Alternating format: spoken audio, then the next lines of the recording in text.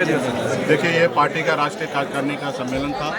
वाल्मीकि नगर की धरती पर हम लोग चंपारण की धरती पर आकर राष्ट्रीय कार्यकारिणी का सम्मेलन किया। हजारों की संख्या में पूरे बिहार से, यूपी से, झारखंड से हमारे पार्टी के वरिष्ठ नेतागण, यहाँ पे पार्टी के वरिष्ठ नेतागण ही यहाँ पे उपस्थित हुए हैं और सभी लोग मजबूती से राष्ट्रीय कार्यकारिणी में 2 दिन तक अपनी बात को रखे।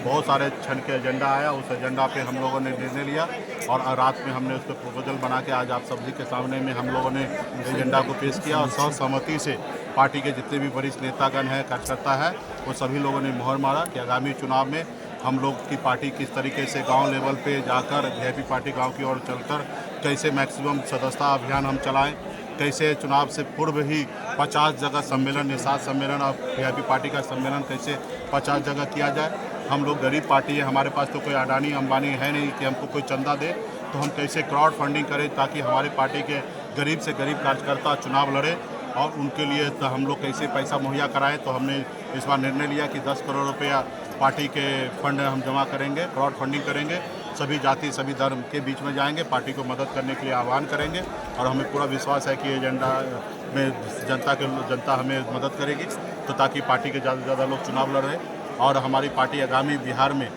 60 सीट पर हम चुनाव लड़ेंगे। बाकी का सीट पर हमारे सहयोगी चुनाव लड़ेंगे। जहां हमारे सहयोगी लड़ेंगे वहां पे हम उनको मदद करेंगे, जहां हमारी पार्टी लड़ेगी वहां पे हमारे सहयोगी हमको मदद करें। तो हमारे 60 सीट पर हम लोग चुनाव लड़ेंगे। हमारी पार्टी का मुख्य है कि हमारी सरकार बनने के बाद हमारी पार्टी की तरफ से deputy chief minister VIP party का होगा, तो ये भी हमारे आज के एजेंडा में पास हुआ है। हमने जीविका दीदी के लिए भी हमने एजेंडा बनाया, उसमें बहुत सारा बदलाव के साथ भविष्य में काम करेंगे।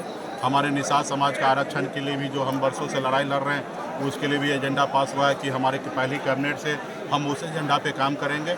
हमारे निषाद मछुआरा समाज के जो गंगा जी है उस पर दूसरे का अधिकार चला गया, उस पर हम लोग काम करेंगे कि उसको कैसे अधिकार दिलाना है, कैसे निषाद समाज को इंश्योरेंस के जरिए उनके मदद हम लोग कर सके ताकि उनको गंगा जी में या कहीं पे जाने के बाद उनका मृत्यु होने पे कैसे उनके परिवार को लाभ मिल सके, उस पर हम लोग काम करेंगे। और इसी तरीके से 14 एजेंडा पे बात हमने किया रखा है और सभी लोगों का समर्थन हमें मिला है।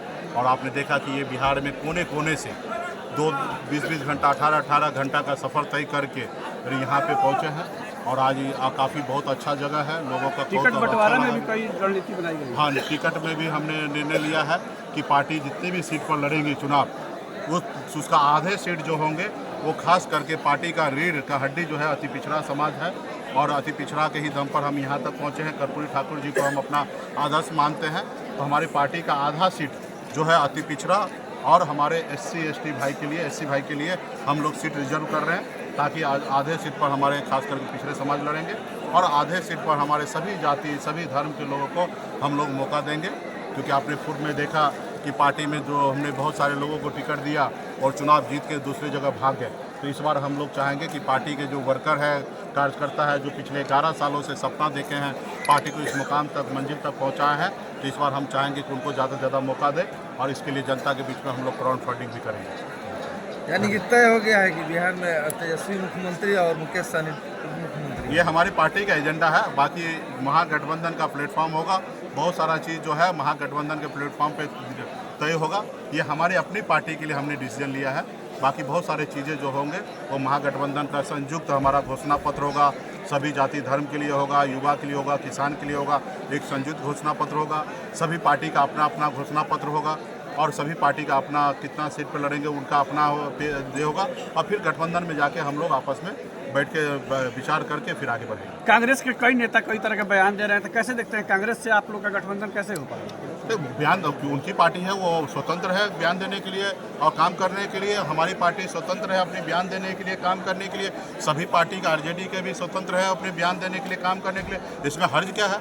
कांग्रेस अगर अलग होती है उसके बाद आप लोग चुनाव लड़ेंगे। ये आप क्यों कह रहे हैं? ये कांग्रेस को बोलने दीजिए, ये आप क्यों बोल रहे हो? हमें पूरा भरोसा है कि हम जैसे हमें जो गठबंधन जरूरी है, हमने क्या कहा, गठबंधन हमें जरूरी है, मजबूरी नहीं है। लेकिन गठबंधन इसलिए जरूरी है कि हम अगर कर्पूरी ठाकुर जी को सपना साकार करना चाहता हूँ, बाबा साहब भीमराव अम्बेडकर को सपना साकार करना चाहता हूँ, अगर मैं लालू प्रसाद यादव जी को जानता हूँ, पहचानता हूँ, उनके रास्ते पे चलना चाहता हूँ, मुलायम सिंह जी के रास्ते पे चलना चाहता हूँ, तो हमें गठबंधन जरूरी है क्योंकि हम सब मिलकर हम सरकार बनाएंगे।